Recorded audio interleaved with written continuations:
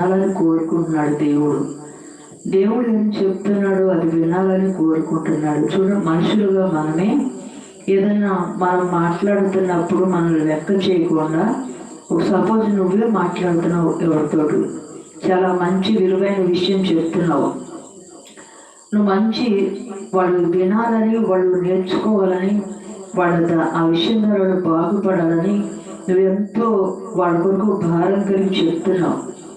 చెప్పేటప్పుడు ఆ యొక్క వ్యక్తి నీ మాట వినట్లేదు అనుకోండి, నీ భారాన్ని, నీ ప్రయాసం, నువ్వు వాళ్ళకు మేలు చేద్దామనుకున్న విధానాన్ని వాళ్ళంతా లెక్క చేసుకోకుండా, వినుకోకుండా, మీరు చెప్పింది వాళ్ళు చేయకుండా, వాళ్ళకి ఇష్టమైన మీకు వెలుగంటని ఇది తింటావా, అది తింటావా, ఇది కావాలా, అది కావాలా నీకు ఇస్తున్నారు అనుకోండి, ఎలాగుంటుంది? మీకు ఎలాగుంటుంది?